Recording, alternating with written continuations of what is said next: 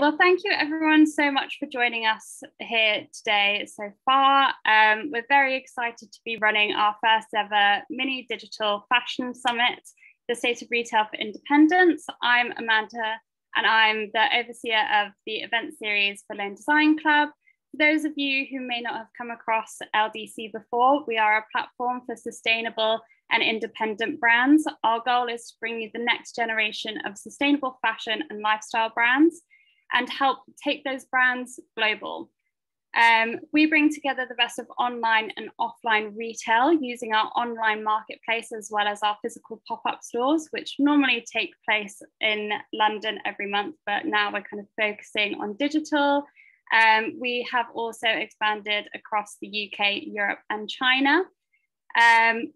In our kind of digital explorations, we've been trying out new live shopping sessions on our Instagram. So if you haven't checked them out before, make sure you start tuning in every Wednesday at 3 p.m, where you'll get to meet the team taking you through our newest drops and designers just added to the site, as well as brand stories live from one of our closed London stores. I will shortly be handing over to Rebecca Morter, who is our founder and CEO. But first of all, just a few bits of housekeeping. We have two panel discussions today, each followed by a Q&A session. So it would be great throughout each of these panels if you want to drop any of the questions that you have into the Q&A box. We will answer these after each discussion.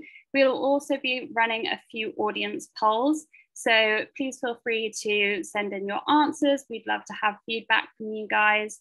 And as well, we will finish the session at the end with 20 minutes of networking. You will need to follow a new link, which will be sent through to everyone in the chat box. Please follow this link and you will automatically be assigned to your new breakout room with one of our very special panelists that we have here today. If there is a slight couple of minute delay, then it's just giving us plenty of time to make sure everyone has the chance to sign up to the new link. So please bear with us there. And then we'll have plenty of time for you to start networking and meet our speakers. If anyone has any questions or any technical issues, then please feel free to message me through the chat function. But without any further ado, I would like to welcome Rebecca Morter, our founder and CEO, who will take the stage and will be moderating this event. Thank you very much. Thank you so much, Amanda, and thank you everyone for joining us. This is very exciting. This is our first ever mini digital fashion summit focused on the state of retail for independence. It's the first event we've ever done like this before. So I'm very excited, and hopefully as our first one, we're kind of testing a couple of things out. So we'd love to get your feedback afterwards. But hopefully we're able to really unpick the state of retail and reflect on the past 10 months, as well as bring some takeaways and some key advice from our wonderful 8 panelists that will help whether you're a brand or a customer, as a little bit of insight into the future of what we think retail holds. So thank you so much for joining us. I think the big thing here, what we've really seen over the past 10 months is it has been chaos. There has been huge challenge globally. We've seen brands with cancelled orders. We've seen production nightmares. We've seen global disruption. For customers, we've been swapping our going out clothes and our trainer and our nice boots or fancy dresses for slippers and comfy clothes. We're all having to deal with online shopping in a whole new way. And I think it's been a really interesting 10 months full of innovation and opportunity as well. So that's what we want to focus on today. What are those learnings and those key things that we've seen that we're excited about to take forward to the future of retail? So we're going to kick off with our first panel today. We've got 2 exciting panels. The first panel we've got today is, oh, the screen is changing. Our first panel today, we've got 3 speakers. Unfortunately, Adebayo isn't able to join us. He's unwell, which is a shame, but we've got 3 other great speakers. And what we'll be focusing on in our first panel discussion is digital and innovation and how this is going to shape the future of retail. So I'm excited to be joined by, we've got Matthew Drinkwater from the Fashion Innovation Agency. We've got Muchinetta Capafunde, Fashion Nerd Editor and Vogue Business Contributor, and Loretta Roberts from the CEO of the Industry London. So thank you so much everyone for joining me. Lovely to be here. That's great. And I know we're all dialing in from different places. Muchnetta, you're over in, you're in the Netherlands, is that right? You're on mute. I think you're, yeah. There we go. Yes, I'm hiding out in the Netherlands. It's nice. I don't know, because of the COVID situation, we kind of thought it was probably better for us to be here right now. But I am dying to get back to Camden. Hopefully, if things calm down a little bit and you know, the Netherlands allows me to go to the UK, I'll be back as soon as possible. Great. And the rest, Matthew and Loretta, you're both in London, right? In the UK? Yeah, I'm Ish. Ish. Yeah, just outside of London, yeah.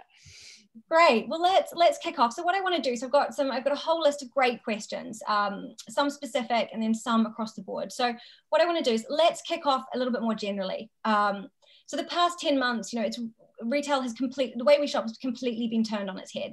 And I think there's been some really interesting innovations and experimentation that's come through this. What are some key things that you guys have seen that you think are really exciting that may become part of our new normal as we emerge from COVID? Who wants to start? Should we start with you, Matthew? What have I seen? Just let me preface, well, I love retail and my career has been in retail and my family works in retail, but I'm going to batter the retail industry today. What have I seen? Not enough that's exciting or interesting. But I think there are some consumer changes which are going to lead us to what could be a much more interesting future. I think a lot of the issues that happened over the last 10, 12 months or so needed to be addressed pre-COVID. I think retail was clearly not interesting enough and exciting enough. All of the issues that brands have had to deal with now were cumulative, and they were there beforehand. So I think what was really fascinating to me is when you begin to shut stores and you begin to question what becomes essential for consumers. What is that driving need to get out to a retail store? And it brought very sharply into focus the fact that you can buy anything from your sofa at home. So what is the point of a retail store? What is the point of bricks and mortar if it is not to go there to do something that you cannot do at home? And that was obvious and needed to change pre-COVID. I think really what's happened for brands is that there's a realization that diversification of portfolio is vital and experience is going to be critical for future retail. So that's kind of what I feel. Interesting. And Muchnetta, you sit very much across the fashion and technology side. I know there's a lot of innovation that you've seen there. I mean, what are your thoughts on this?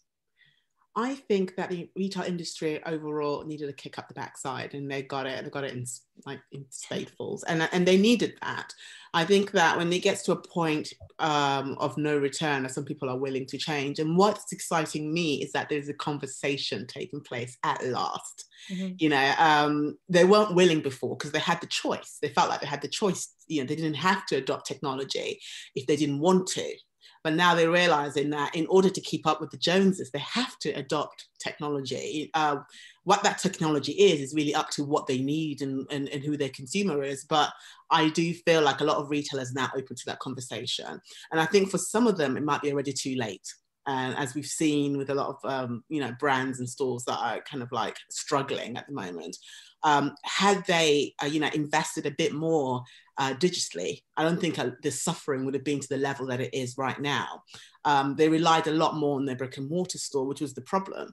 And they needed to kind of have both running alongside each other very strongly, and they weren't.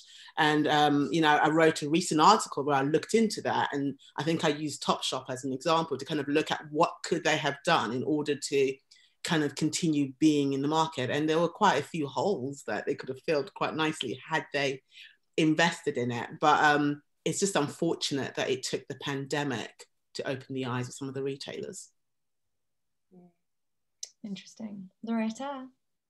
I mean, yes, I would agree with my fellow panelists that retail did need, it needed to be made to do it. Okay, because there was too much complacency. If you take something like Arcadia, the parent of Topshop, they were good traders. Yeah, they were good traders. They knew how to trade. They knew to buy well. They knew how to sell well. They had no clue about technology. They didn't want to change. And I think either in retail at the moment, you are either disrupting or being disrupted. And what we're seeing on the high street now is all the people that have been disrupted are disappearing or certainly shrinking in size. I look at something like Topshop and I despair, really, because really there should have been no room. If you look back 15, 20 years ago, there should have been no room for ASOS. They're pretty much selling exactly the same thing, exactly the same thing in a market that was so crowded. What was the point of them? The point of them was they sold it in a way that the customer wanted to buy it, you know, and they were innovative and disruptive. And so now we're seeing the fruits of all of that come through. In terms of innovation, again, I would agree with Matthew. I was thinking about this long and hard today, and I was thinking, I haven't seen anything that's made me sort of stop in my tracks and go, wow, that's extraordinary. There's been some experimentation, and certainly Muchinetta would probably be far more qualified to talk to this than I would. But there's been a bit of stuff around the sides with things like augmented reality and VR and stuff that's been quite interesting, but not on a particularly wide scale. The bit, and it's the slightly boring end of technology, I suppose, that has impressed me, and it's impressed me from larger retailers who are a bit more on the ball and some of the indies as well that we want to discuss today, is the logistics side of it has been quite impressive. You know, I think that people being able to get me, I ordered a birthday present for my partner the other day, and Matches sent it to me in an Addison Lee, and I got it in 2 hours. You know, it's this sort of thing that I think is quite smart. I think the changing role of the store is quite interesting to me. People using those stores as showrooms at the moment for digital communication, but certainly that will happen in a physical form when we are able to open in this country, and also using their stores as fulfillment centres for their e-commerce, you know, more local hubs. I think all of that side, the logistics side of things, I think has been pretty interesting. The whiz bang tech side of things, I haven't been overwhelmed, I suppose. Yeah. I think a lot of the technology that is doing a lot at the moment is behind the scenes in the back end. Yeah. I think that is like what you said, that is where it's not wow technology, you know, it's not having us go, wow, that's amazing. Yeah. But it is essential technology. It's kind of making brands realize how they can operate their business in a much more sustainable manner, in a much more kind of an easier way, so they can give consumers what they need. But in terms of the front end, it's yes, I guess it is less impressive. Yeah. I agree. I think that to be fair, you've got to get your logistics and your warehousing and your delivery correct before you start doing the kind of theatre at the front, because there's no point in having all that theatre if you then can't deliver on it. So I have to give them a bit of a break on that side of things, I suppose. But yeah. I think that's a big thing, or one of the big things that we've certainly noticed anyway, is that, as everyone said, nobody was ready for this. And this has just shown how unprepared fashion was, you know, for anything like this to happen, to go all digital, not at all prepared, had not at all addressed this as a possibility. And as you're saying, there hasn't been a lot of innovation or any real, anything really standing out. I think a lot of people are scrambling to get their back ends right because they're just not in the place that they should be. But this is super interesting. What does all this mean then for smaller brands? Where is the opportunity here? How can smaller brands learn from what's currently happening to potentially get ahead? I think kind of what people have missed over the past 10 months from retail is connection, Rebecca. You're talking about something which is effectively a very emotive purchase. And for independent brands, that was always the ability for you to be able to communicate so much more about the product that you're selling, the designers who have made that, and deliver it directly to consumer. And there are so many ways. And I look at startups that have popped up like Hero that have delivered that kind of in-home experience, that clienteling directly into people's houses, and that can still continue. And there are tools which are freely available which will allow that to continue to happen. And actually, I think independents are able to work a lot more nimbly than some of the larger organizations who take far too long to begin to even experiment with those sorts of things. And, without bigging up LDC too much, but the idea that kind of the QR codes in your windows and using that as a shop front to begin to start that dialogue and bring consumers from outside directly to your team, I think is a way in which independents can work so much more quickly. Yeah, it's really possible. Yeah. I kind of agree with Matthew on that. I think a lot of the big brands, when I question them and I say, hey, why are you not kind of innovating? Why are you not investing? What about R&D? What's with all this advertising, you know? And a lot of them say there's a lot of red tape. You know, bigger brands have got a lot of red tape to cut through versus smaller independent brands are more flexible. They most likely have it a little bit more in their DNA than the bigger brands. You know, it's easy to ask someone to change, but for them to actually do it is quite another kind of kettle of fish. I think I'd rather be a smaller brand now than a larger one, really, because I think so much more opportunity will come now for we need a new generation of retailers, and they'll come out of this, you know, and there's plenty of opportunity for them. And I think Matthew hit the nail on the head there. What people are looking for now is something very personal. They're looking for retailers that know them, and you can use technology to be personal, you know, with your customer. And this is all really what the independent retail space was built on: knowing people, being local, being in the community, knowing people's first name, knowing what they've already got in their wardrobe. People are spending an awful lot of money on technology to achieve this, when independent retailers already had it, you know, and they've got a good chance, I think, of stepping in and changing the landscape. And our high streets really, you know, getting a bit boring about it, but all these empty units are not going to be filled by chain stores. It'll be lots of different things, but among that, it will be, I think, more independents that will come in. They will, and I think kind of beginning to indicate to a completely shifting pattern, or not away from cities. City centre will still have a very important place in future retail, but you know, I live 2 miles from central London and have been to central London 4 times in the last year. Wow. There is a very affluent community around my particular area that will completely shift into a more local shopping experience, and did so, you know, even when restrictions were released over the summer. The number of people going into central London was dramatically lower, and London has seen a great deal less office workers going in, and that is going to change the way that retail forms in the future. So that opportunity for a much more local experience was always there, but I think has been, you know, really enhanced by this. And you know, when restrictions are eased again, not everybody is going to be going back 5 days a week into central London. No, they absolutely won't. You're right. I've been into London quite a lot. I live further out than you do, Matthew. We've got an office in Soho, and I was talking to somebody yesterday from, I think it was from Sheffield, and he didn't, I think he was skeptical when I said to him that central London was like a ghost town. There's this idea, I think, outside of London that London's fine, everyone's doing, it's not, it's dead. It's I think there are parts of Soho, parts of Covent Garden that haven't even opened at all since last March. You know, it's that dead. You know, in the office workers, I think they'll go back, and I think people will want to go back. I'm literally desperate to go back. I love central London, and I want to see it rise again, and I'm sure it will. But they won't go back in the same way that they did before. My partner works for a city bank, and the maximum they'll go back is 3 days a week. So it will change. It will completely change. Which for the retail experience in central London, Rebecca, I think means that wow moment and that technology in store, that theatre is going to become really pivotal. If I look at if you go into one of my only visits into central London was to visit the Outer Net and the development by Tottenham Court Road, you're going to see kind of the largest immersive retail experience that Europe has. And that draw to have people come in and have a far more shareable experience, and that pivot from product to experience, I think, is going to be very important for the bigger brands in this. Interesting, yeah.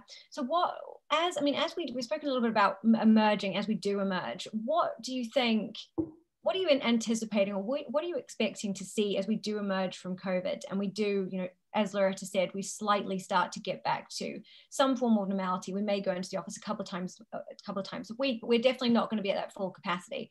And if we ever are, you know, it's a completely different landscape. So what is that going to look like with the relationship then between physical and digital? Because we all know how important physical is, especially for independent brands, that space for customers to see, touch and feel and try the emotion, you know, the experience that's being created. But this is a new form of that. So what are you expecting, or how do you expect the digital and physical are going to work together in this new normal? I think that, I mean, from my own personal experience, I feel like with digital, like online shopping for me and doing everything online, it's all about convenience. And the technology offers me that convenience. I'm able to order my baby's nappies. They'll come the next day to my door. When I go into a shop, I want experience. I want to walk in there with a bounce in my step. I want to feel like when I walk out, I would like to come back at some point. So it's not so much convenience. I think it's people are looking for more of an experience. They're not looking to go and buy a product and then come out with just the product. I think people want more than that now. Consumers are demanding more than that. You know, there's been the death of the shopping mall kind of period where you could go into a shopping mall and you buy all these different things. I think people are expecting a lot more from their brands, and the only way that they can deliver that is by embracing innovation and finding ways that they can attract a different type of consumer who wants more than just the product they're selling. So I think they can run perfectly well next to each other. They just need to basically evolve, and the brick and mortar store needs to evolve. It cannot be the same old anymore, because nobody wants that. And I feel like, and I always, when I speak to retailers, I always go to them, what kind of technology do you think that you want to adopt that would make your customers be interested in your brand and stay committed to your brand? You know, and that's kind of how they need to look at it, because I do feel like a lot of retailers do it just for a gimmicky thing, and it kind of has that gimmick reputation. You know, when Topshop did their collaboration with Barclays and they did those little trinkets that had like RFID codes and whatever it had in there, it didn't last, you know. And I always feel like it's a marathon, not a race. Like, don't use innovation just to kind of, you know, to sell that one dress or whatever. Just like commit to it, you know, use it and find a way that it will work for you, because not all technology is going to work for you. And that's what I always think. Like, don't adopt everything, because you can't adopt what works for you, because there's so much out there right now. I think that's a really interesting point. I think you've mentioned something, because, you know, the convenience side, especially for independent brands, that's tougher, right? You know, it's harder for smaller brands to fit that the side on convenience, unless you're stocked with bigger retailers where you have access. That, you know, that's a slightly different story. So how do you then use emotion, and you use, I would, you know, I want to say digital storytelling, or this idea of experience that we love from physical? How can we use that digitally, and what innovations maybe? I mean, we've said already that there's definitely a consensus that innovation digitally is not, it's not really there, but how can brands start to latch onto that? Or are there tools that maybe, as you mentioned, Muchinetta, you can't do all of them, but look at what works for you? I guess, where would a smaller brand look to start this journey of how do I connect with these global customers when I'm behind my computer and I've somehow got to sell that emotion and that story? Matthew mentioned them earlier, and I've always been really, and I know Adam at Hero, I think Hero, whether you use that particular platform or not, is a good thing for everybody to look at, because what they do is they allow a person in a store to basically video conference with a shopper. So it's like an online selling ceremony. You know, they will show it to you. They'll try it on themselves if they want to. They can walk around the store. They can bring that store to you via a video session. And it sounds quite simple, but it's more exciting than I'm making it sound. And that, coupled with, for example, a delivery service like a Toshi, well, they'll come and pick up what you've chosen during that selling ceremony and bring it to your house, and you can try it on and retain the things you want and buy those and send back the things you want right there and then. That brings both convenience plus experience into one nice digital, one nice digital session. And that doesn't have to cost an absolute fortune, doesn't have to be prohibitive for independent retailers to do. And some of the nicest things I've seen have been very simple, where I have seen people use Instagram Live, you know, and they put their store managers, their local store people on the Instagram Live to have conversations with people globally, and to just sort of sell what's in their store, and then they can go on their website and buy it. The thing, you know, we've criticized bricks and mortar retailers for a fairly, you know, pedestrian experience in store, but actually if you look at the front end of websites, you know, Net-a-Porter, ASOS, whatever, that hasn't really changed that much either over the past 10 years. It's still very click on that, buy that. There's not much on the front of that that has changed and is very exciting. And Matthew, you look like you want to say something, so I'm going to... So that was going to be my next point, is that digital experience can be dramatically different. It's a very flat 2D experience. And actually, you know, we've done a ton of work in augmented reality and 3D and virtual reality to begin to show what that pipeline could be, from, you know, many years ago when it was very expensive to begin to capture 3D content, to now where on your iPhone you have a LiDAR scanner that can generate a very convincing 3D model. And if you have even spend a little bit of time working in Unreal Engine or Unity, you can begin to get really very high quality 3D experiences. And actually all of the research begins to, going back 5 years ago, we did some work to do some A/B testing against flat 2D content against 3D content, and click-through rate on 3D models for luxury handbags was, depending on product, 20 to 40% higher. And when you look at tools like Shopify, who are now beginning to integrate the use of augmented reality in 3D, their latest research, I think from the back end of last year, indicated that there's like a 90% conversion uplift from 3D and augmented reality. These are tools which are so widely available, and anyone can make that, that you have to ask the question, why aren't brands doing that? It's an absolute no-brainer. Introduce 3D, introduce augmented reality, have more immersive e-com experiences. Have a look, anyone who's watching should have a look at the project that we ran with Pangaea and a startup called AnamXR to create kind of a much more immersive e-com experience. And it puts you into that world. Kind of, we're talking to each other through that screen. Actually, we need to remove this and step into that experience. The dwell time in that experience was 7 minutes for a consumer. 7 minutes. We're told attention span is like a millisecond. There is a lot that you can do at a very affordable rate to completely transform consumer experience. Do you know what I think it is, Matthew? And I did a deep dive into this, looking at how Europe is adopting technology in retail versus Asia. And as you all probably know, Asia is way ahead. We're like in the Stone Age right now when it comes to technology in retail. But one thing I did kind of like find out when I was interviewing various people is that people are very much like, better the devil you know. You know, it's like, this works. I sell my product this way. I've never had any problems, so I shall continue. You know, it's like, but this is better. And they're usually like, well, you know, and I feel like, you know, people need to be forced to change, you know, the same way I had to force my mum to get an iPhone because her old Nokia was so reliable. She felt no need to have an iPhone. But yes, an iPhone is much better, mother. You know, like, look what it can do. So I feel like when it comes to, you know, retailers, especially traditional ones, they kind of really like, if it's not fixed, you know, if it's not broken, why fix it type of attitude. And I kind of am confident that they're much more kind of smaller independent companies, they might be the ones that lead the way when it comes to adopting innovation, because they're not afraid to do it. Whether you fail or you don't fail, they're not fearing that.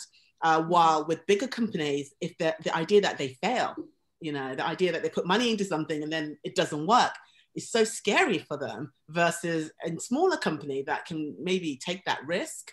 And I'm a big believer that startups are going to be leading the way in the fashion industry. Like, look to the startups, look to them, because they've got it in their DNA when it comes to sustainability. When it comes to innovation, they're not afraid to jump in, you know, head first. So for me, I'm always a massive fan of like the smaller brands, because they're not scared to experiment. Yeah, one of my colleagues, Francesca Bonetti at the college, did some research into adoption of retail technology. And when she was out interviewing a lot of brands, kind of that fear was mentioned. And it was fear of everything: fear of being first, fear of being last, fear of being second, fear of cost, fear of failure. Whatever it was, there was fear of literally everything. And actually, that's the one thing that independents don't have, is just go do it. You can do it. There's no one holding you back. And actually, consumers want to see experimentation. Everyone is updating their iPhones every day. We're living in a world of perpetual beta testing. Like, nothing has to be perfect. That's the thing, yeah. And I remember once someone said that to me, and they were like, yeah, but I want to make everything perfect. I'm saying, do you know what? You need to be in the race in order to to fail in the first place. If you're not in the race, then you're not going to fail or win. You're just going to be standing quite still, you know. So I do feel like with retailers that they just need to kind of put their big boy pants on and just jump in. So we touched a little bit on augmented reality, which I think it'd be great to get some of your thoughts on, Netta, because you're right, you do a lot about this, but also smart clothing and smart tag. What are your thoughts on this? I feel like this is a space that's been quite, I hate to use the word gimmicky, and correct me if I'm wrong, but it has felt quite, I guess, playful in the past. Is this maybe a time where we will be able to integrate it and brands should start to consider and think about how it plays maybe a more leading role as we emerge from COVID? I think when it comes to smart clothes or smart garments or smart textiles, I think they need to put money in the research, put the money where their mouth is. Like, we need to do a lot more R&D in terms of smart textiles, because, you know, a lot of other industries like sports industry, medical industry, even the army, like, they are really into that and they put money into it to see what works. And I feel like the fashion industry is kind of dipping their toe by not really committing. But the good side, you know, the good side is that we have seen a lot of collaborations happening. If you look at Bold Threads and Stella McCartney, if you look at Pirates, which is like a young Spanish startup, they collaborated with Philip Lim. You know, you look at Orange Fiber and, you know, Salvatore Ferragamo. So there is movement there happening. It's just that I feel like it does come across a little gimmicky. People are not willing to be in it for the long run. And also, like, Pirates is a prime example. They're a startup. They've been around for a few years now. And the first problem they had when they created this material was finding a manufacturer who can actually manufacture using this new material that they've come up with. And that's the big problem. So it's not only just on whether a brand should adopt smart materials or not, it's also like manufacturing side of it. Can they even, you know, produce a product using this type of fabric? But so I think change comes on all areas of the industry and not just brands and startups and so forth.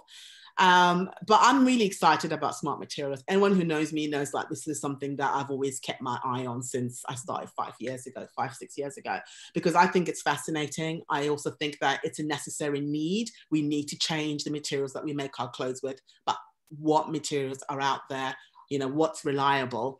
I used to be excited over the recycled plastic, but not so much anymore, because it's not really a long-term solution. It's quite, you know, it's a great idea in the moment, but we cannot take that long-term.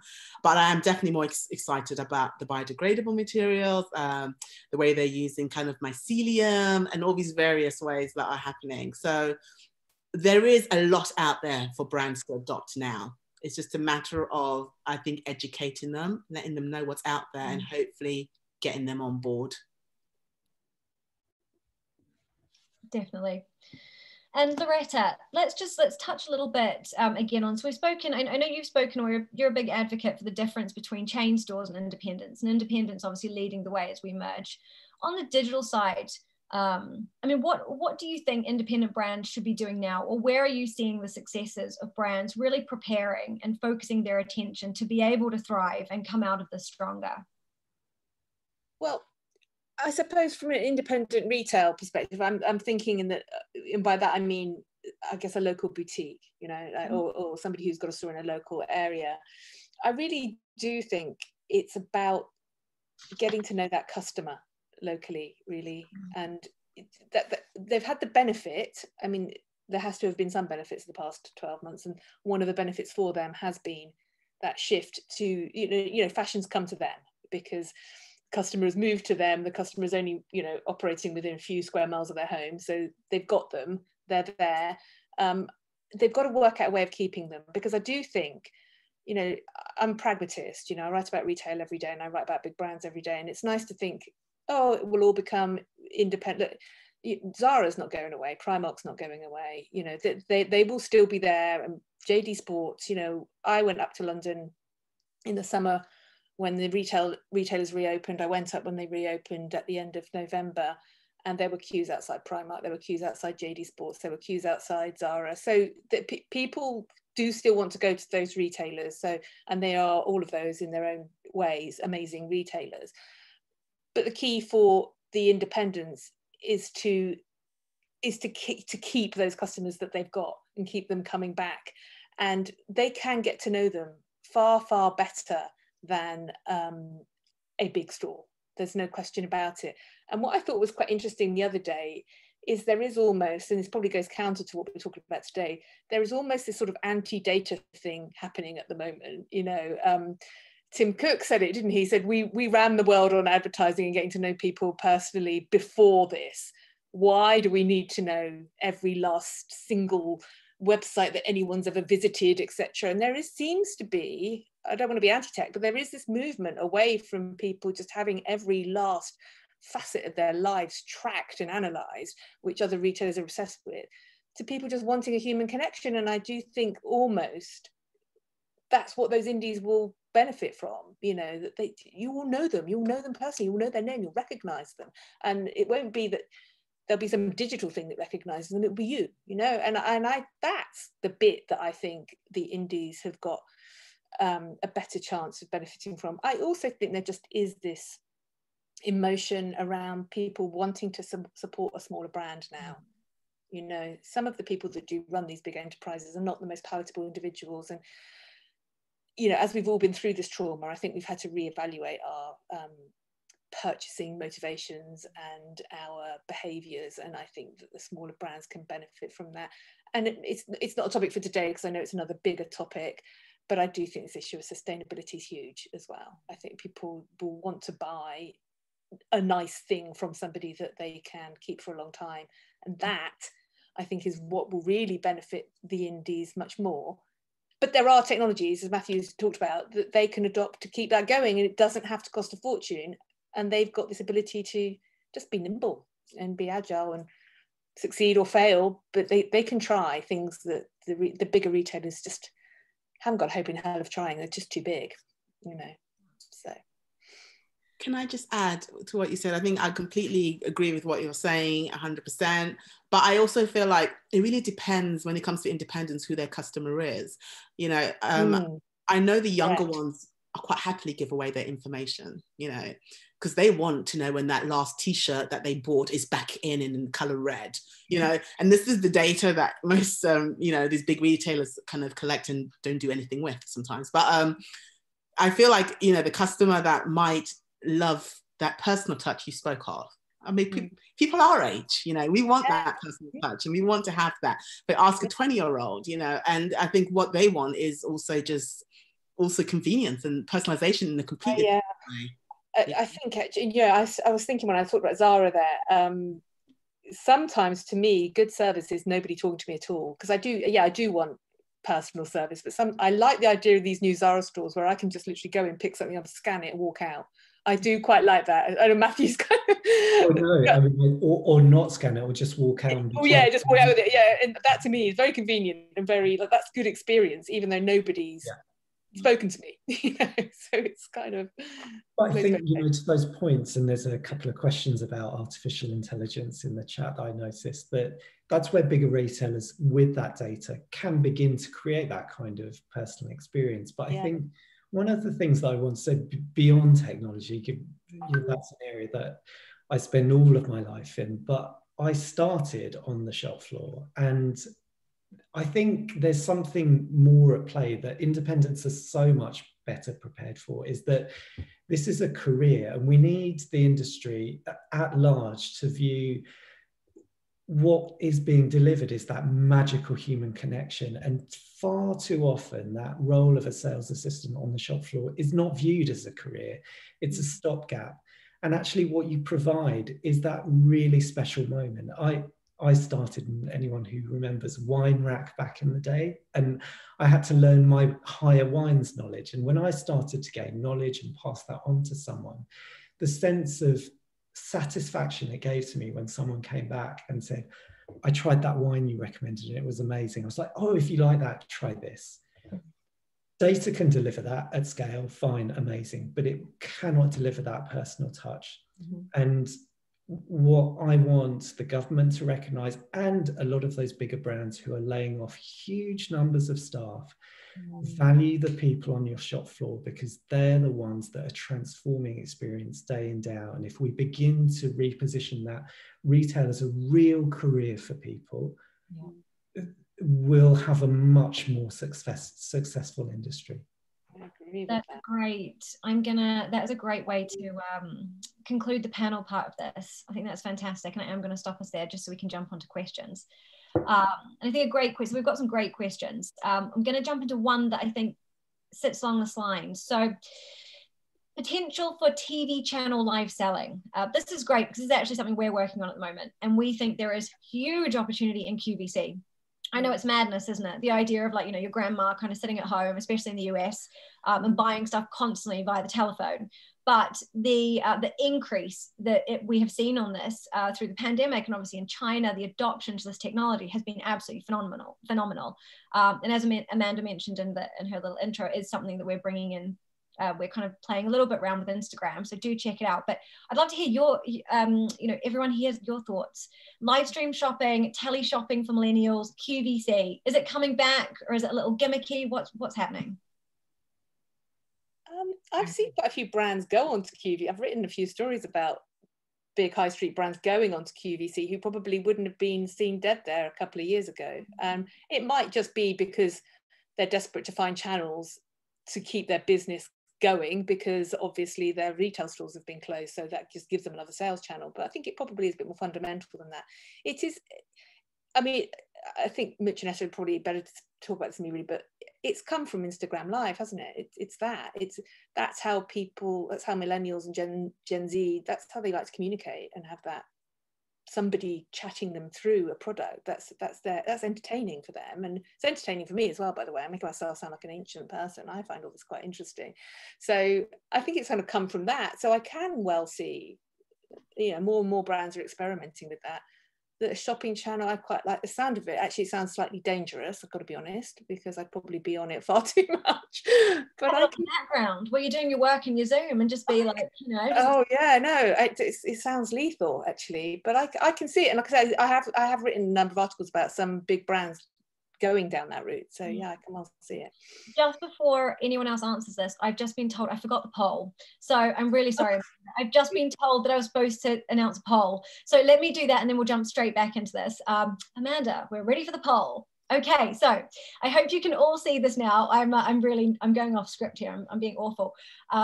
So do take a moment. We'd love to get everyone's thoughts. Just feel free to choose your answer, and then after the Q&A, we'll have a look at the results. But essentially, how important is the role of digital marketing within your customer relationships and communication strategy? Pop your answer in, and then we'll continue with Q&A now. And yeah, we can read that out at the end. Okay, sorry. Back to you, Matthew, Mooch, Netta. Thoughts on live stream? Yeah, I think the television side of it is super interesting, but it begins to point at the different channels you could begin to imagine retail existing on. And shoppable video has been around for some time, but beginning to look at that in real time through Apple TV, Netflix, where are these opportunities to begin to bring people together to talk about things? That will be a natural evolution. Yeah, there's definitely going to be opportunities there. I mean, I personally think that it's a bit, I think the idea of it is great, but they need to kind of change it to fit in with today's time. I don't think it should be the same formula that we are all used to when they're selling us, rock of the 90s for $9.99. I think the idea is great, but the way they kind of showcase it needs to change. I don't know if any of you remember, Amazon tried it. They had a TV show where they were selling their fashions. I don't even know where that went. I wrote about it one week and then gone the next. I thought the idea was great, but I think that it needs to go with what people expect today, not what people expect in 1995. So for me, I think it's good if they change it. Change it. The execution, right? Yeah, I think a good one to look at for this is what's happening in China with Taobao and Tmall. We were there when we were there in October 2019. One of our designers, local Shanghai designers, she was by day she was a shoe designer, for a bigger company. But part of her job as the designer was to take 2 hours a week to go live across, I think it was Taobao or Tmall, I can't remember. But as the designer, she had to physically sell the product to thousands of viewers. And that's how they would get their orders. Because she designed it, she knew everything about it. And this is a big, I can't remember the company, but a big shoe company. But already then, you know, they're putting the designer or the people that were inspired to create the shoe, putting them in front of real people. You know, she had to try it on, she had to walk around, they had a whole film crew, and it was required as part of her job for 2 hours at least a week, which is just, you know, just mind-blowing. So I think looking at what's going on over there, where this is just growing and growing and growing, is absolutely fascinating. And there are various other apps that are doing it too. But okay, I'm going to jump on to another question. So, okay, we've got a question here. Small independent brands are so small. Okay, so budgets are super small. Already customer acquisition costs are, you know, higher than ever. Yes, it is a very much monopolized market. So what do you do? How can you reach a wider audience in such a crowded field? Yeah. Collaboration. That's the thing. When I used to work with a lot of small brands, I don't know if any of you knew, but in my past life, I was in PR and marketing. So I used to work with a few fashion brands that didn't have a lot in terms of budget. And I used to collaborate. I collaborated with the big boys. I would get in touch with them and say, how can we work together? And the reason why I did that is because then I'd have access to their kind of like contact list or their customers. And then they will know who I am. And then I'm able to then push forward and get new people on board who then learn about the brand. And I still think it's a formula that works. You know, if a smaller brand can collaborate with a much more established brand, then they can kind of work together and find out whether they can, you know, appeal to other customers that are different from the ones they have. You can also collaborate with brands who are not in fashion as well. And I've seen that work quite well on a local level. So it might be that you, I mean, at a very simple level, hold an event when we can do this sort of thing, at a local restaurant that has got a kind of catchment that is very much in line with yours. You know, you can collaborate with other local businesses or you know, hospitality companies that have your, you know, that have the same point of view as you, and you can access their database, because its database thing is quite a pain. You know, it's very hard to build a database. It takes a lot of effort, and you can spend an absolute damn fortune on Facebook and Google trying to get a database built, and you end up spending more acquiring a customer than that customer ever spends with you. So you've got to be a bit careful about that sort of thing. We've seen lots of businesses go bust just on the basis of they spent all their money on Facebook. You know, it's ridiculous. So it is difficult, but I think, yeah, collaboration, there are many channels you can go down with that. I think is the key. I would add to that, just point of difference. What is it that makes you special? And I spend most of my working life in Japan, and kind of that essence of kodawari, which is speciality. Yes. Will drive that. And we must start looking at kind of heralding the expertise that will bring those magical experiences to life. And that effectively was where retail theatre came from, is coming to see those specialists and engaging with them. And that can be either specialist staff or specialist product, but that is that point of difference that will drive people there. Yes, you'll have to look at all of those things and how you get that message out, but it's having confidence in that people will seek that out. And I think they want it more than ever. Loretta said earlier, that's what we want. We don't want everything that we've seen before. Let's get back to, I don't want to say how it used to be, but just championing that speciality that the independents have.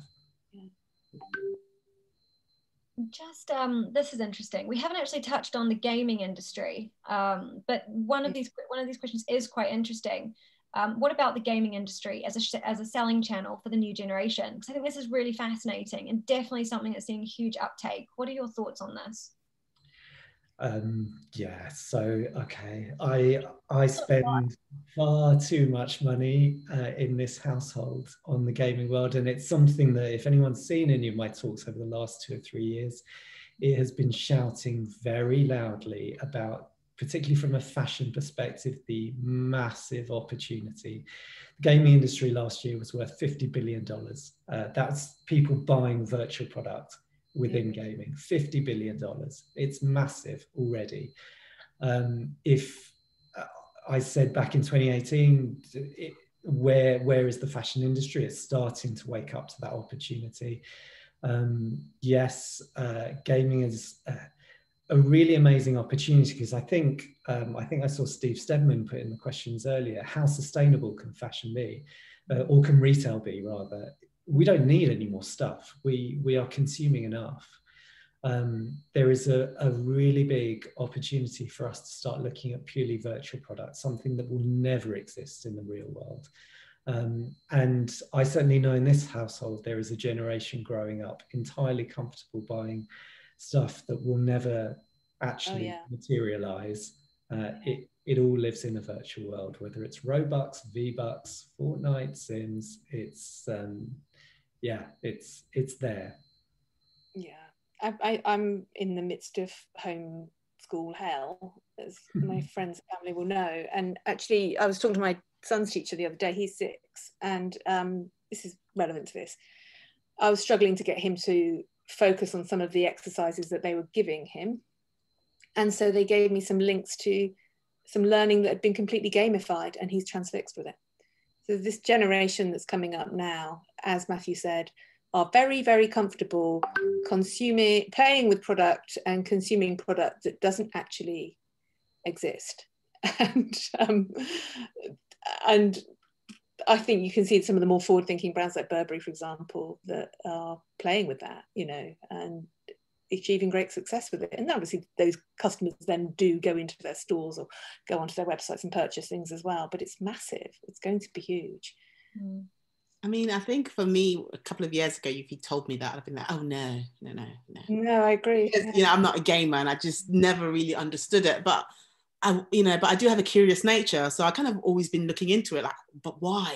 And then I'm just completely like drawn into it, because I feel like the fashion industry is missing an opportunity here. I think somebody explained it to me. They're like, imagine if Zara was able to create these kind of clothes and then gamers were able to buy it. Can you imagine them being able to do that? And I was like, I guess so. Yeah. But I never understood the passion that people have for gaming and the way they have for their avatars and all these things. And after someone like told me that and I kind of looked into it, it's become a little passion for me now. Even I'm becoming a little bit of a gamer. I never saw that coming a mile off. I'm just so far away from all that. And I think someone explained it to me in a way that made me understand it, which was this way. Imagine if the way the beauty industry has given us a taste of Chanel. Everyone, you know, I want to buy Chanel, but I can't afford it. But I can buy it through the lipstick, or I can buy it through the nail varnish. I can have that luxury brand experience by buying it through beauty, right? So it's like, imagine doing that now through gaming, like giving someone that opportunity to wear Burberry or to wear Dolce & Gabbana. And I think the way the person put it that way kind of made sense to me. That's how I kind of got caught in that, was just listening to that. And I was like, okay, now I understand it now, you know. So, but do I see the fashion industry getting into it? I don't know. I just feel like they're just not convinced. I think that idea of doing it in a gimmicky way, maybe, but are they convinced to kind of stick to it? I don't think so. I think it takes a lot for the industry to change and to kind of realize opportunity and to go for it, you know. I can see it doing really well in like sport though, can't you? Like, I think sport, because sportswear now is fashion, right? And I can really see, I haven't got an example, but I'm just thinking about it. It seems to go very nicely with that. I could see long-term kind of projects with fitness brands and sports brands, performance brands, with pairing that with gaming, because I think that there's obvious sort of connection there. I think they're more likely to do it much more quicker than the fashion industry. Yes, I think they're open to innovation and open to different things. And they're more innovative with everything, really, aren't they? Yeah, I think the fashion industry is always really afraid, especially the luxury brands, of losing their heritage, losing that kind of like, we're exclusive, you know, we're traditional, we're this, and they really kind of hold on to that so much. But what they don't realize is that technology itself is luxury right now. Not everyone can afford to buy it. You know, some things you can, some things you cannot. So, you know, I always say to people that I consult with, like, listen, it's not about taking away, it's about adding to what you already have. You know, use it as a tool in order to do better business. So and again, it's that fear we spoke of earlier. You know, they have a fear of change, a fear of taking away the heritage, a fear of this and a fear of that. And I think once they kind of get over that that boogeyman that they're so afraid of, I think that the fashion industry will be so different 5-10 years down the road to what we see now. I think it's also kind of understanding demographic as well, and you know, it's a popular culture thing. I think everyone gravitates to those kind of mega games, and not everyone is going to be right for Fortnite. Yeah, Nike and Fortnite makes sense, and then you begin to understand what is your demographic, where do they want to be, and there are those examples beginning to come through, like Louis Vuitton and League of Legends, and Sims and Moschino. That they're beginning to see, you know, a few things in Animal Crossing, but it's where is a new demographic? Everyone talks, from Gucci to all of those big brands, about engaging with a younger demographic.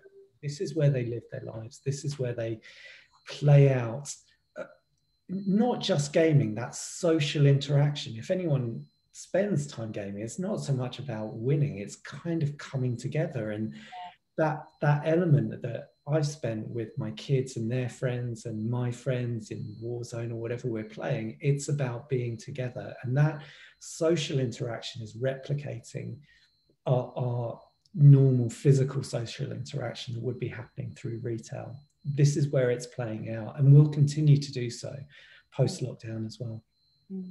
Right, I think that's just, we're coming up to time now. That's a great place to kind of to stop.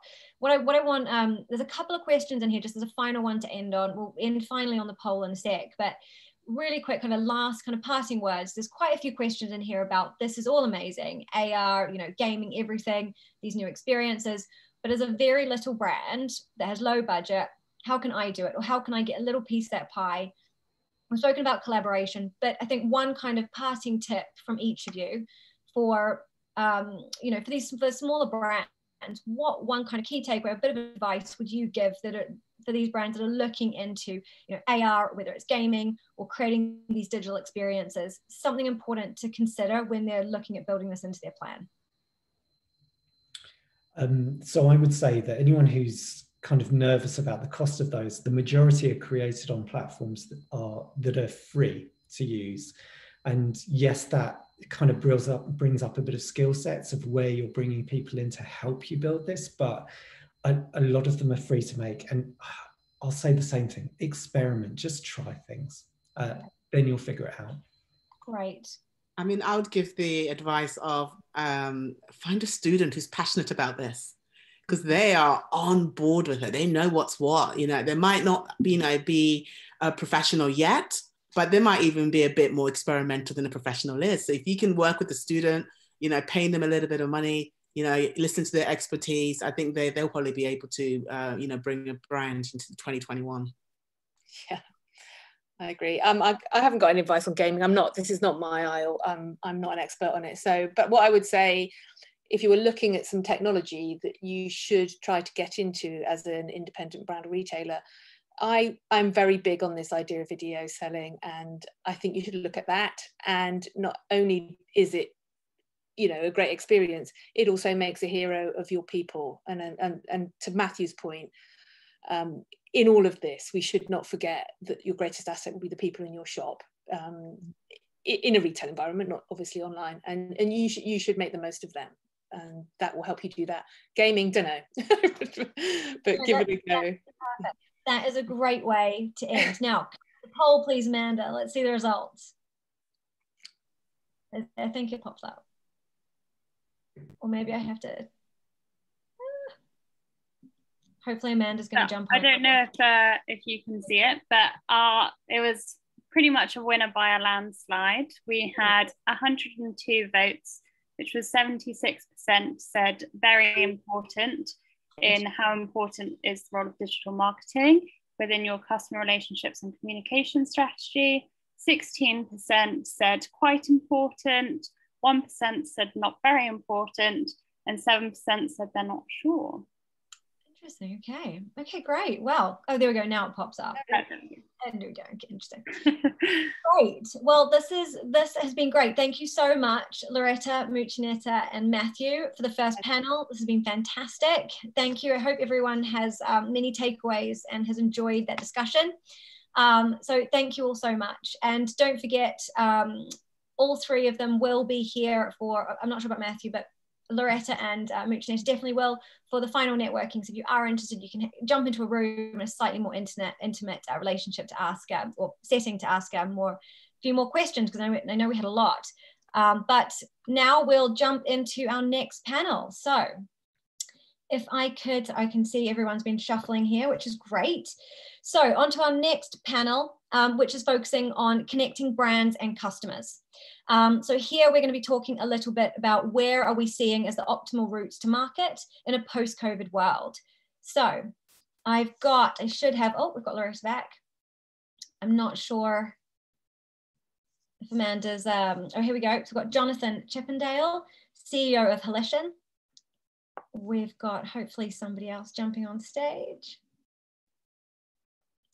Here we go. We've got Laura Harnett, former Director of Digital Projects at Selfridges and now founder of sustainable brand Seep, who focuses on sustainable loofahs and kitchen sponges, which are amazing. Definitely check them out. And we've got Rebecca and Aqua from House of Armour coming to us from the US.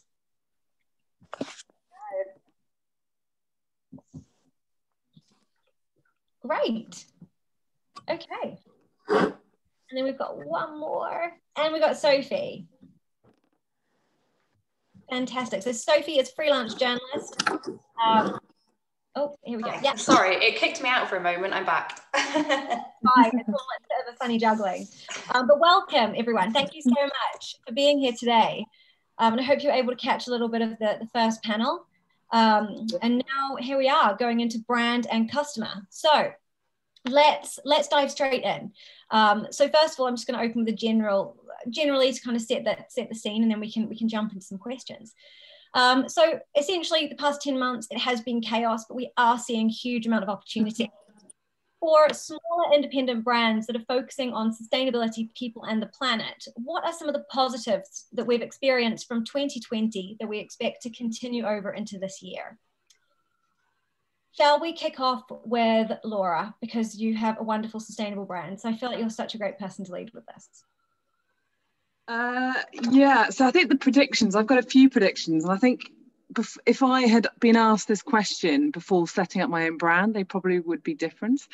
But I think the predictions, my predictions are, one, that there's been a lot of talk about greenwashing, but I think basically people aren't going to get away with greenwashing. Like consumers are really ferocious out there about greenwashing and making sure that people don't get away with claims and don't live up to it. So I think that's the first one. The second one really is about companies that need to go much deeper into their and take ownership for some of their supply chain. I think kind of putting out a statement that your bags are still plastic but biodegrade into smaller bits of plastic. I think they need to go much further than they have before and own some of their supply chains and sustainability credentials and hold themselves up to the sort of higher standards, basically.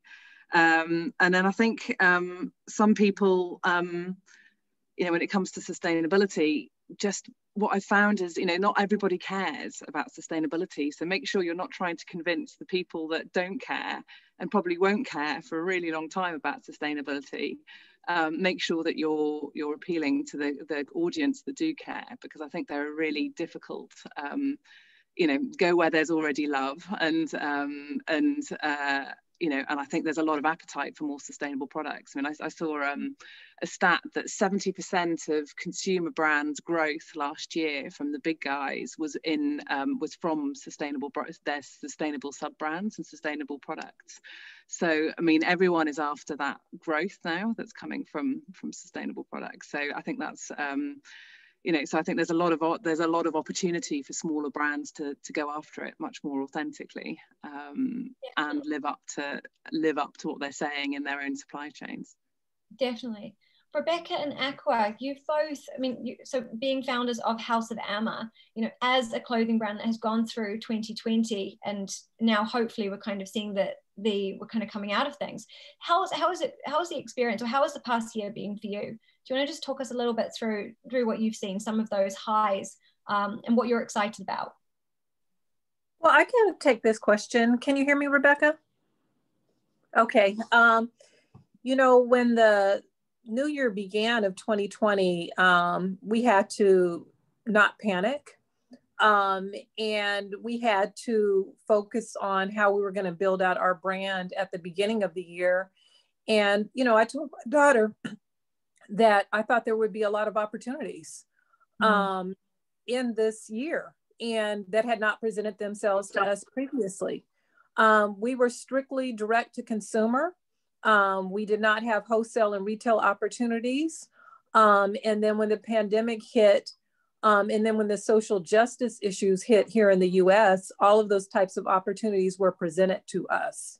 And so for us, we were able to quadruple our business in 2020 through our DTC, and also have wholesale and retail opportunities that we are now looking at and seeing if they make sense for our business model, because we don't want to, you know, disrupt our DTC, which is our bread and butter, but we want to add the wholesale and retail opportunities that make sense. And so right now, we are just continuing to fortify our business model in terms of how we reach our consumer and how we grow our consumer base, which we did do in 2020, and continue to move forward with customer acquisition, good product experience, quality products, and a good experience for our customer. Aquia, do you want to add something to that? Yeah, and I would say that a big learning point for us has been, you know, although there's a lot of opportunities that have come and presented themselves, like my mother was saying, which ones make sense? Because I think when you're a small brand, at first you get really excited when, like, you know, a big retailer is presenting an offer to you, but then you realize that you do not have the infrastructure to produce all of these items. Like, say they're asking for like 500 units and you're a made to order model. Or, you know, we've been presented by a lot of drop ship opportunities that would be great for like marketing and etc. However, they're asking for, you know, a bulk of items at one time, which for us, we also think about it in a sustainability fashion, where we like to make the item as it's being purchased to have low waste. So now it's like you're having to reconfigure how you run your business now that these better and bigger opportunities are coming. Interesting. And Sophie, from a journalism perspective, I mean, and you write a lot about sustainability as well. I know we're speaking a lot about sustainability. We'll continue with our other kind of topics as well. But while we're on this topic, in terms of sustainability, I mean, what have you, or in terms of your writing, you know, what have you been seeing, or what positives that you've experienced from 2020 do you think are going to continue? I mean, I think there's just been a kind of huge reset, this kind of COVID reset, this COVID break.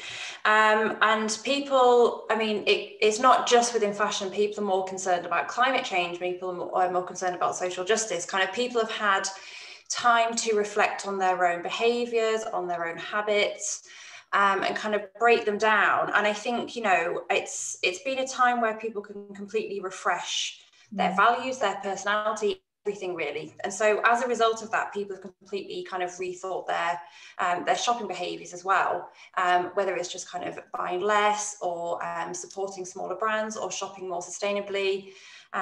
So I think people's kind of, because people have had that more sort of cognitive processing space, people have shifted their behaviors, you know, according to that, and responding to perhaps the more research that they've done, or the more press that there's been around sustainability, etc.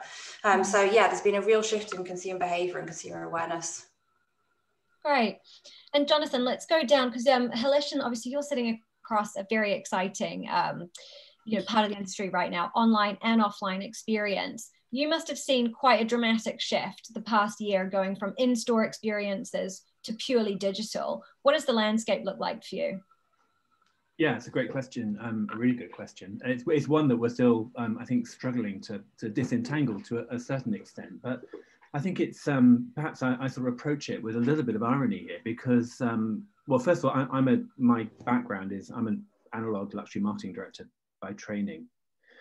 And I've come from an initial environment where everything was about the physical store, and I don't think luxury has really moved on from there. Fashion to a lesser degree, beauty probably not, because most beauty brands don't have flagship stores, although they do have concessions which they can design. But the essence of a luxury brand is products sitting in bricks and mortar stores, and the thickness of the carpet and the smell and the music they put through and the way that they merchandise and design the windows and the way they build bricks and all of that kind of comes together into this sort of edifice, this incredible edifice called the physical store. And that's where luxury has invested its blood and treasure over generations.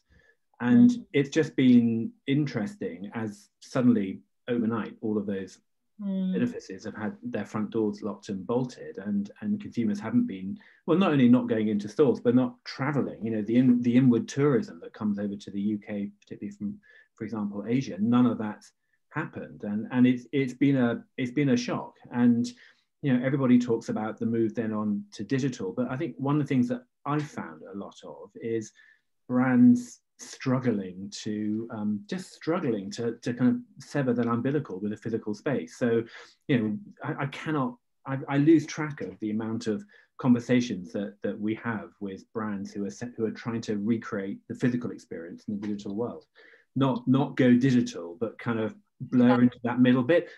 I must admit, I quite like that blurry space between digital and physical. So I'm really happy to have those conversations. Yeah. I'm not one, I'm not the other. Both have benefits. If you think about human behavior, the human behavior in a store is one thing. Human behavior online is a different thing. Human behavior on mobiles is another thing as well. And brands need to be able to, if you can join together all of those channels, then maybe you end up with like a human experience. So I'm really keen on that middle ground. But brands have had to learn really quickly, really fast. And so the initial conversations have been, well, they've been a myriad of conversations, but one that really springs to mind is that, can you digitize my physical space? Can you recreate my physical space as a sort of walk-through place on a digital website? And typically, I think brands have been missing opportunities. They've just absolutely faithfully recreated a store. I mean, Gucci's brilliant store in Milan, which I love. They've done a walkthrough, but it's missing all the stuff that physical does really well, which is that emotional, sensorial stuff about touch and feel and other people, and being in a social environment and seeing other shoppers moving around and being able to chat to people and talk to people and see things. And the sort of Gucci experience is just an empty space. It's turned a vibrant store into a sort of gallery where there's no one. It's literally like aliens have landed and everybody's run off in pure terror and left the store completely empty. So what we are doing more of now is saying, fine, you have a physical space. Let's take that, but let's take it as a foundation block, and maybe we can do what digital does really well, which is tell fantastical stories, but overlay that onto that physical space. So, and if you do that, then you can also play around with, what's great with that blurring is that digital allows you to break the laws of physics. You don't have to worry about gravity. You can play around with scale. You can, walk into a room and like, Alice tumbling down the rabbit hole be really small. Or you can play around and actually use that to try and tell sort of brand stories. So there's been, we're all trying, as is always the case with agencies, trying to get really, really big sticks that we can use to push these kind of reticent brands into slightly new areas. That's really been the kind of background message of the last year for us. We've got the opposite, obviously, with Laura with Seep and Aqua, and Rebecca with House of Amma, both brands that, digitally native. You both essentially, built your brands from the digital, which is super interesting. I mean, what are your thoughts on the space and, and how you've been communicating with your customers digitally across these past few months? Well, I'll take that. I think what's interesting and what Jonathan was mentioning about storytelling is interesting, because we consider ourselves as a storytelling fashion brand. Storytelling is where we start. Before we even decide on a collection, we decide on what the story is going to be. And then we build the collection from the storytelling and our data collection and our archival analysis. So in terms of our customer experience, even though we're in a digital space, we bring that storytelling and that experience to the customer into what that story is. And the collection then will be a reflection of that. Now, pre-pandemic, we did have thoughts of bringing that storytelling and experience into real life experiences. We have done that in the past with presentations that we've had at Fashion Week, where we're not just sending people down runways, but we're actually bringing people into an experience that is somewhat kind of like a theater type of experience. But what we now have had to do, since those in real life experiences have not been available to us, is just to really hone down on our storytelling online and seek ways to bring people into that storytelling, into the digital space, so that the customer is having more than just a purchasing of a product experience, but is actually having an experience with our storytelling in the brand.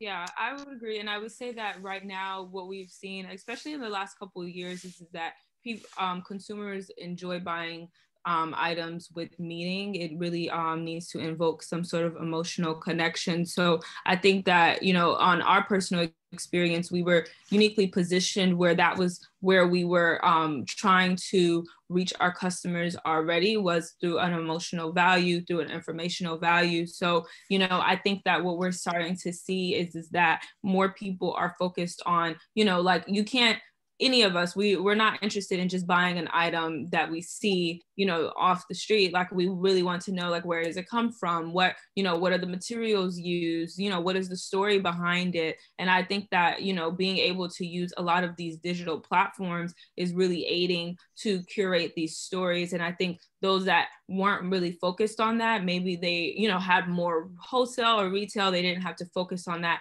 personally with their digital platforms. They're starting to now experience that because, you know, consumers are sitting down longer and they're being able to really look through your site, look through your social media, look through your articles. They're, you know, they're taking an inventory of who you are.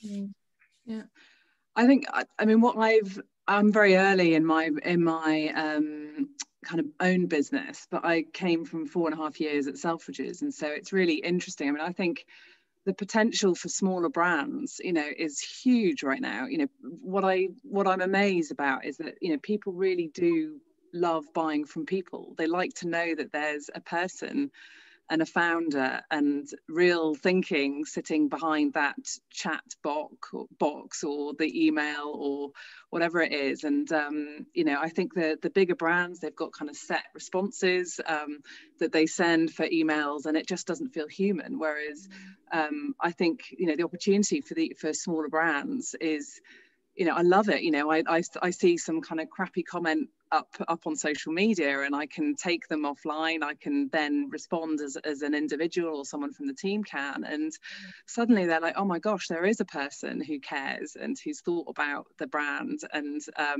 you know, that is, it's a real, you know, it makes selling actually much easier and talking about the product. So I think this is a really special opportunity for small brands.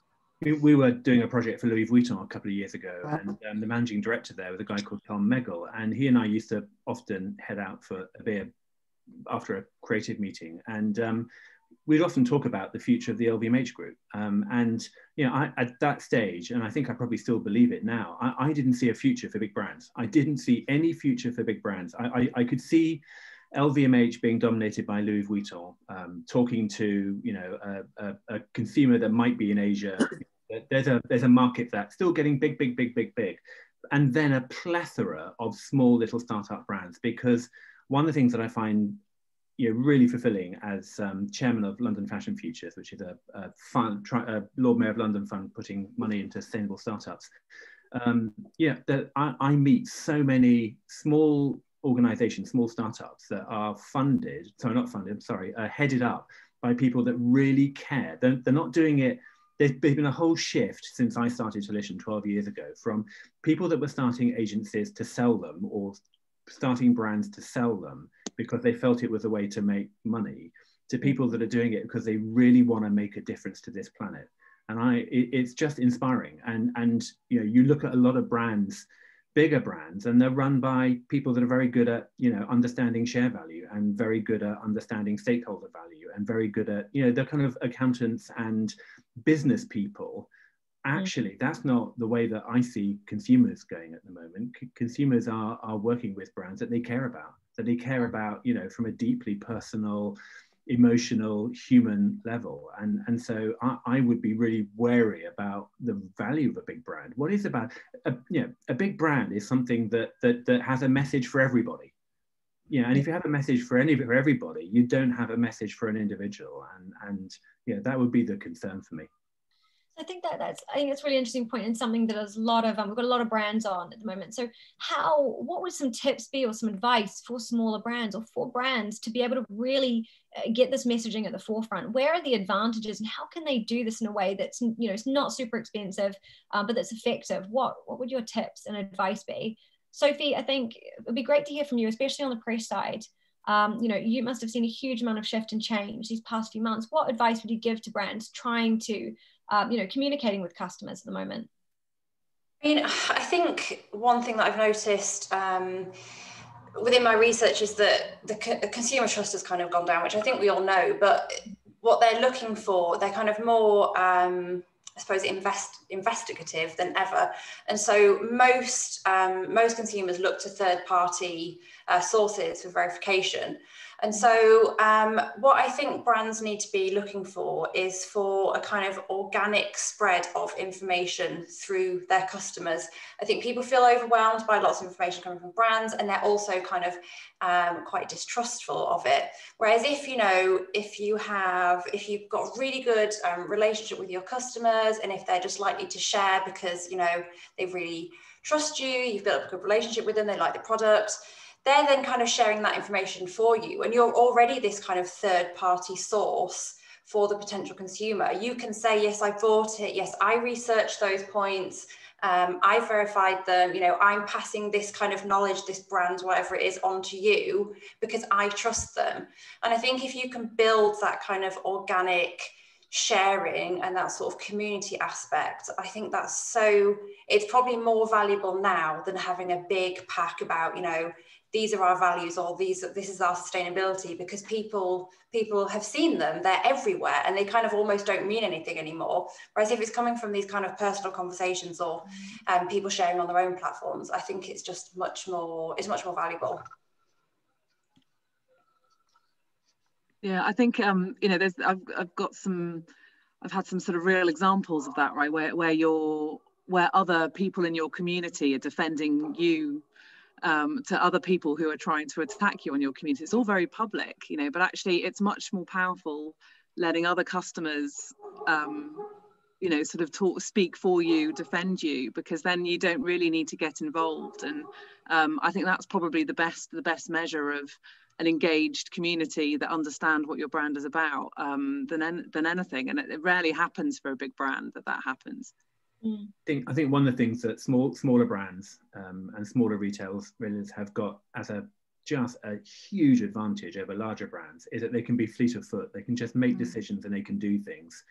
You know, there's a conversation in the previous panel about augmented reality. We do lots of work in augmented reality, and the amount of times I've had people talking about, well, that's really fantastic, we'll put that into our budgetary, you know, sort of planning, you know, we'll get that at the end of the year, and probably in 18 months time we can start on a project. And like, the world's moved on in 18 months time, you should be doing it now. So I think that speed is good. I think the other thing that I'm interested in, I think small brands can do this, big brands are doing this more and more now, is recognizing that actually the old school brand idea of, I'm going to tell you what to wear, how to wear it, when to wear it, that kind of very analog talking at customers is gone. Obviously it's gone, it's completely gone.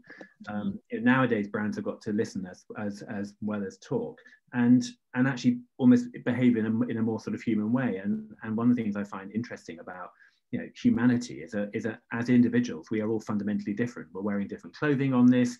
You know, we're different people at different times of the day, different days of the week. If it's sunny, if it's not, you know, I'm grumpy sometimes, I'm happy, I'm inspiring, I'm not inspiring.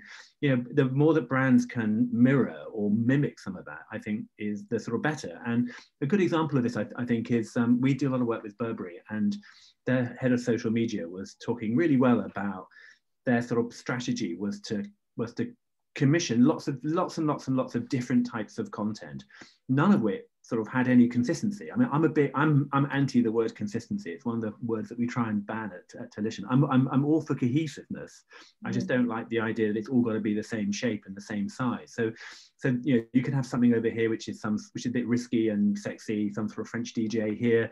You can do something more traditional, heritage, about this year's fashion, and it's all completely different. And then different customers will go up to that content and will pick up the bits that are right for them. So what you end up with is a brand that is actually quite radically different to different types of consumers. It isn't the whole like one size fits all strategy. When I was a marketing director for a brand, actually brands can be different things, and they can be young, and they can be edgy, and they can be safe.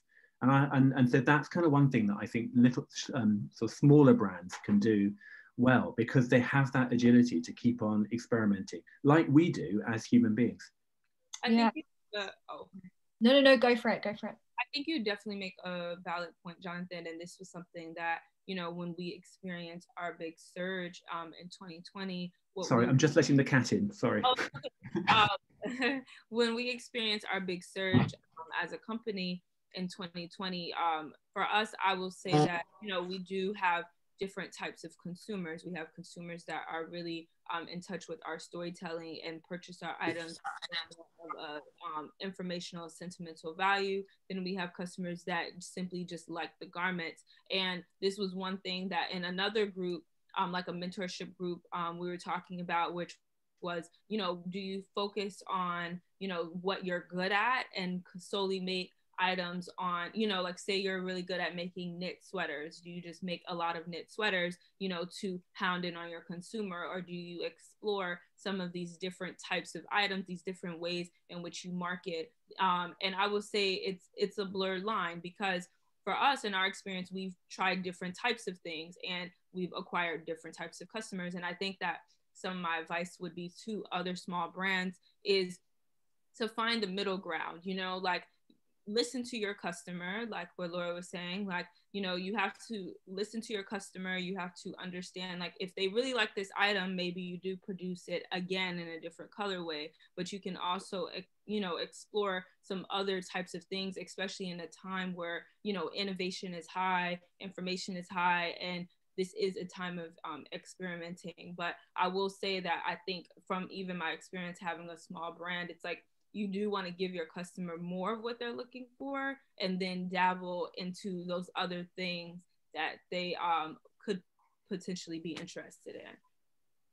I think that's this is wholesale. I think that's really interesting, and that actually leads to where I'm going to pop into questions, because there's one in here that I think fits really well.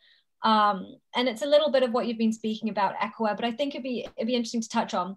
So one of the questions is, what would your advice be for independent designers who are starting out and wearing all hats, juggling design, production, marketing, delivering, customer service, all of it on their own? And how do you balance this? We've spoken a little bit about prioritization and, you know, considering opportunities and really thinking about which ones will best suited. But I think, you know, maybe Aqua and Rebecca and Laura, since you've, you know, all of you at the moment are working on brands, what are your thoughts, and what are your thoughts towards this? How should a brand prioritize, especially in the early days? We're juggling all of that now. Aquia and I, we're a two-person brand. We are wearing every single hat in this business. We have just recently acquired interns. We do have a PR agent that we just also recently acquired, I believe in like the third quarter of 2020. But we now have 5 interns, a fashion intern, 2 graphic interns, a social media intern, and we're getting an international intern, and we're getting ready to add another intern. It would be impossible at this stage of our business now, with the growth that we saw in 2020, to not have help. we just are not able to do it anymore by ourselves. So you do have to find a way to have help and to have more hands on deck. And it's not even just the hands on deck, but also to have more the intellectual capacity, more people that are thinking and that could help you realize your vision for the brand. So we've been very fortunate to obtain these interns. We're not in a position, because we're 100% self-funded, to now have employees. We do see that in the foreseeable future, to hold on to some of these interns that we feel are very efficient and productive and add a lot to our brand, that we're going to have to find a way to be able to transition them from interns to some kind of employee structure. But initially, yeah, in a small independent brand, you are going to be wearing more than one hat, and you do have to figure out how you're going to obtain help. Otherwise, you're going to be working 24 hours a day. Yeah, I'd support the intern thing. I think the other thing that I've had to learn is to let go of perfection. You know, so right? It's really hard, you know. So I don't know, something goes out on social, you know. So I've got amazing people helping me.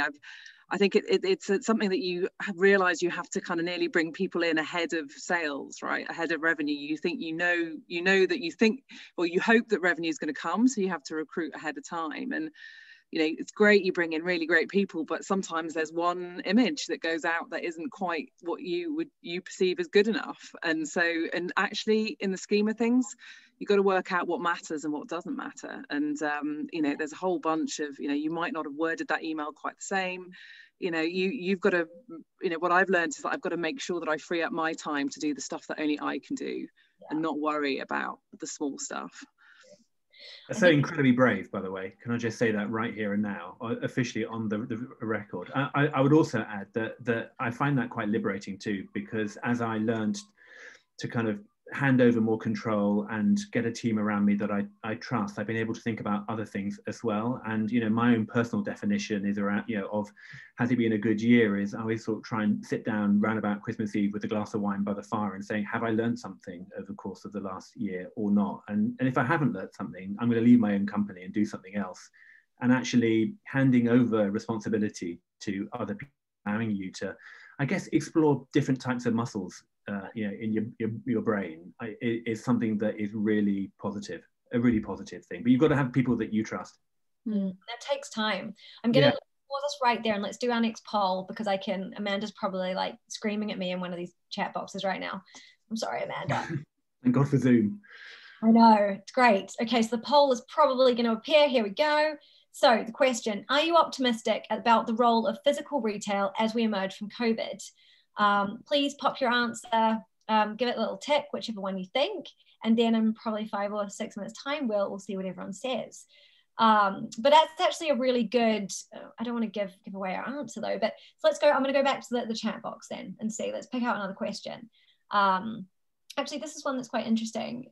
In talking about sustainability, how do you deal with customers attacking your sustainable choices? As a sustainable textile supplier, we're often inundated with emails from customers who don't agree with some of the textiles we sell. For instance, vegans that don't agree with selling certain materials. I mean, what would thoughts around this be, Laura? You did touch on it a little bit earlier, so it'd be great to go a little bit deeper into this.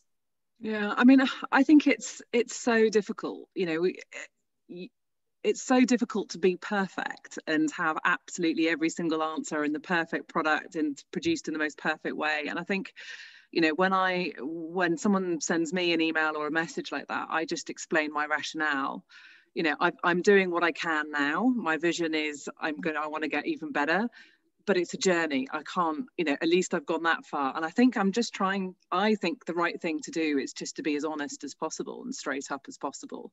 You know, and, you know, I think if people are calling you out in the right way, you know, there's a lot of people that get quite aggressive. That's what I found. There are some real sort of eco warriors out there, but actually, so a lot of people are just open to a conversation. And once you explain the reason and the rationale behind your sustainability choices, then they'll say, right, okay, I can see that they're, you know, the heart's in the right place and that you're working towards it. And I think that's the best. I think it's when you're saying categorically, you've made the right choice and I'm not listening to anyone else, that's when you get into trouble. Amazing.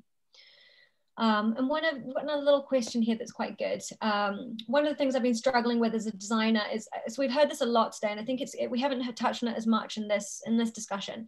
Visibility, small brands visibility, being able to reach customers. I think that's, that was one of the things certainly that physical gave a slight advantage of, collaborative pop-up stores, being on the high street, being in local areas where you can get in front of customers and share that story. Digitally, it is harder. There is a monopoly over the market. We talk about digital ad spend, all of these things, but what would your advice be for smaller brands trying to get a piece of that pie, trying to get some visibility and reach new customers? Definitely sorry, go on. Oh, you can go.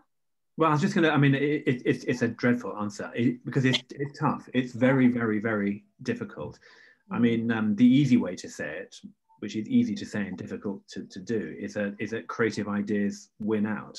If you can get a creative idea going and you can use that to try and generate a wave. And obviously, if you're a smaller business, you need more and more creative ideas.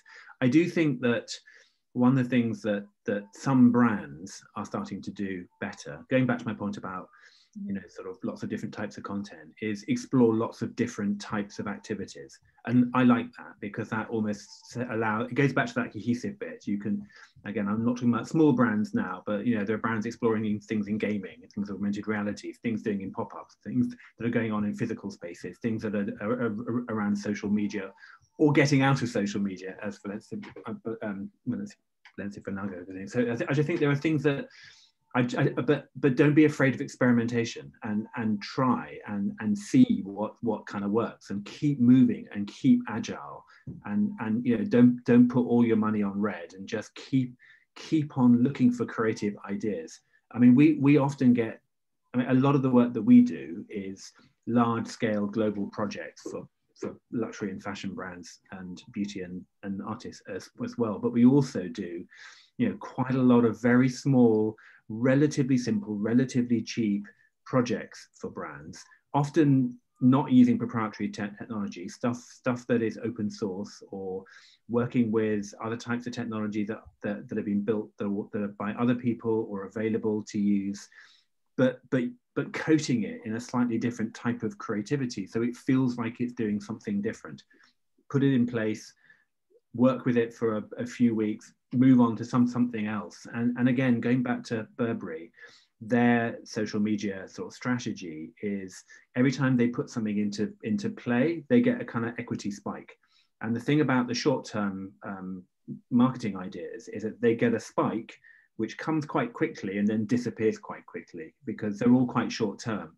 And so in their minds, what they're trying to do is keep putting new spikes so that actually what you get is an increased level of equity that endures, understanding that each activation doesn't deliver huge amounts of long-term value, but again, as a collective, they do. Interesting. I would say that my advice and just my experience is that you, especially as a small business, you really have to, there's a few things, like, because this is what I had to do. So, use your network.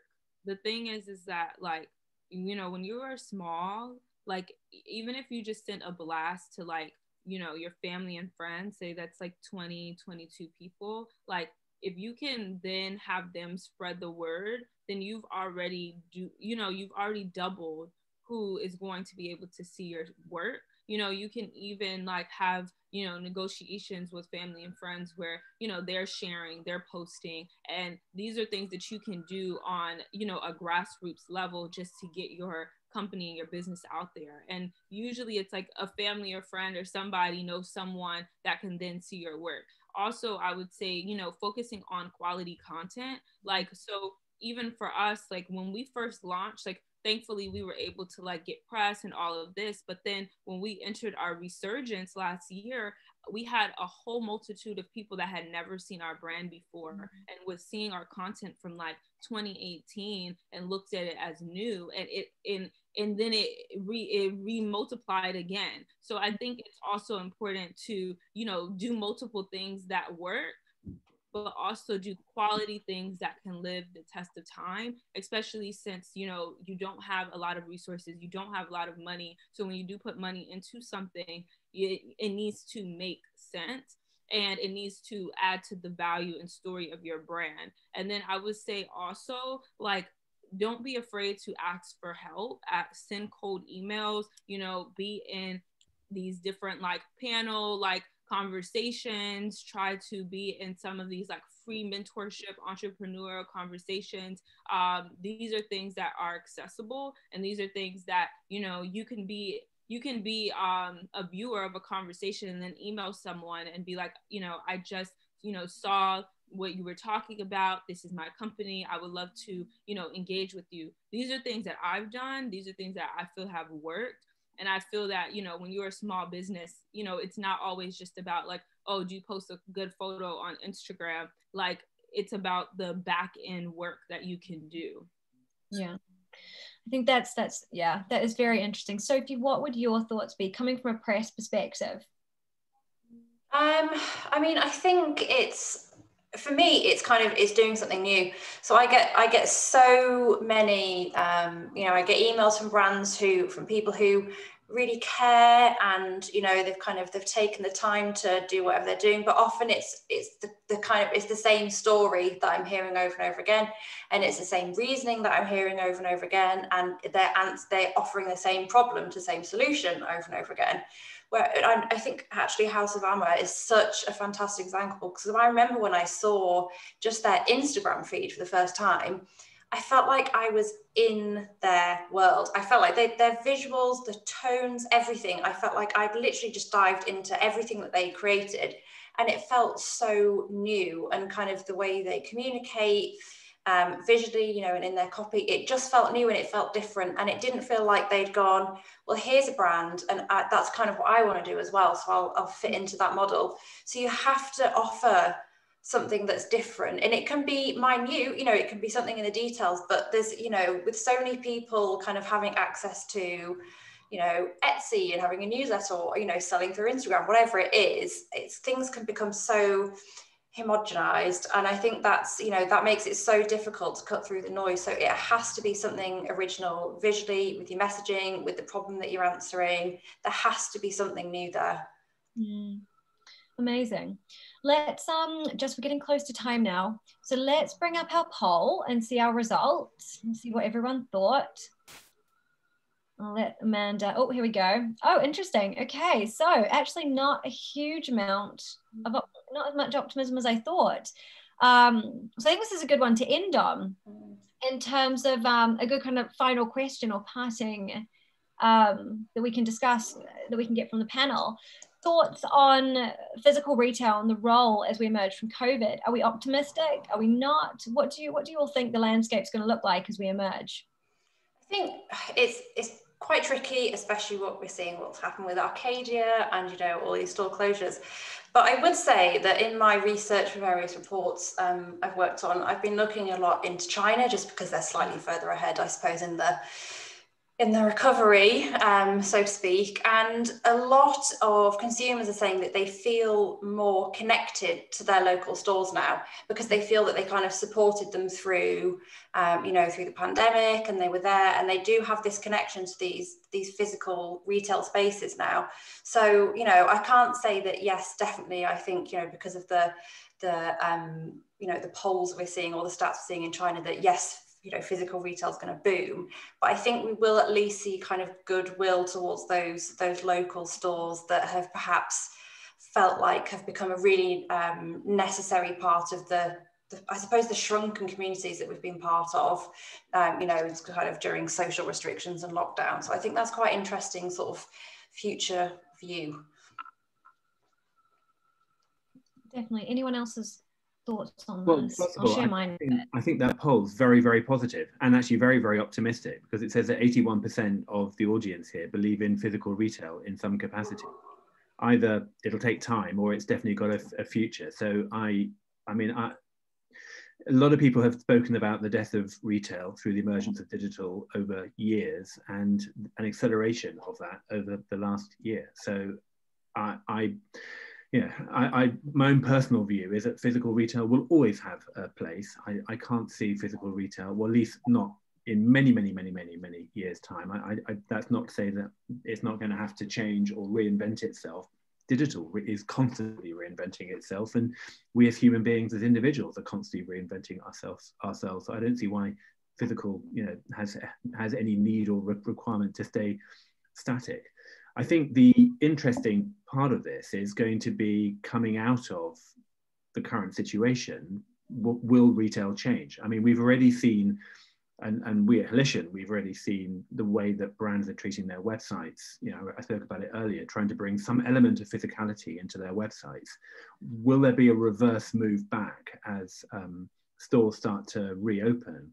Will some of the sort of benefits or some of the force multipliers provided by digital increasingly seep into the physical space? And I would argue that the answer for that is yes. So, in some ways, COVID has been an accelerant for these. Well, obviously it's been an accelerant. A lot of people think of it as an accelerant for the worse, but it could actually end up, providing us with a kind of motivation to try and improve what that physical experience of the future looks like.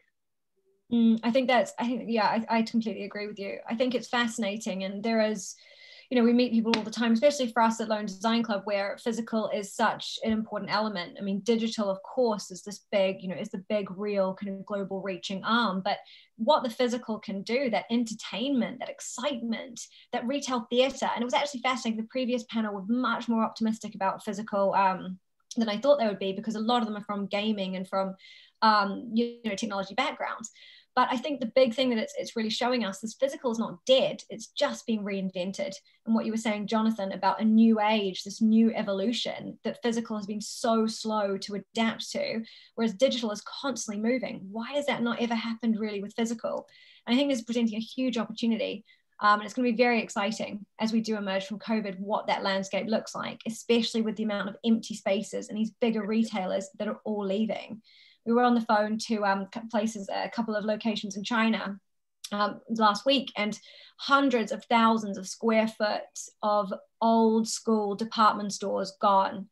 And just the amount of disruption and change is just crazy, but it's giving way for new and exciting opportunities that are going to create new and really reinvent these physical spaces. I think we also need to remember that we're social animals. As individuals, we're social animals, and we don't like walking into empty restaurants.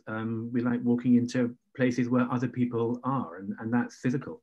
That's a physical store. Completely agree. And I think the big thing here is shopping is not a transaction anymore. You don't go to a physical shop just to buy something. And that's what these traditional retailers did, which is why they're dying. It's for that experience, that social, that excitement and connection that we can't currently get, or we're not getting in the same way digitally. So on that note, I'm going to wrap up, because Amanda is again my fantastic little, I can see the pinging going, wrap up, hurry up. So I'm going to wrap it up there, and I think invite Amanda back on stage to instruct everyone about moving into the little breakout rooms. But we will have 10, 20 minutes where you can meet the speakers up close, ask questions, and share your thoughts on the discussion, which we're very excited to hear. So thank you so much to our panel. Thank you for having us. Thanks, everyone. Perfect. Well, thank you guys all so much. And yes, on to our very exciting next round. So we'll be shortly moving over to a new link, which will be added to the chat box. And we'd love for everyone to join. Please log in and you will be added to a breakout room with one of our expert panelists. And we'd just love for everyone to take the opportunity to introduce yourself, tell us what you do, and if you could tell us one thing about why you were attracted to the event, or what is one key thing you're going to take away. And I know there's a couple more questions, so feel free to chat away before we'll wrap things up. So there's your link in the chat box now. Please follow it through, and we'll see you on the other side soon. See you all. I'm going to hang on, but please start moving into your breakout rooms. Okay, see you soon. I think Amanda is going to start. Okay, so if everyone wants to click on the link, speakers included, we'll all be shuffled through.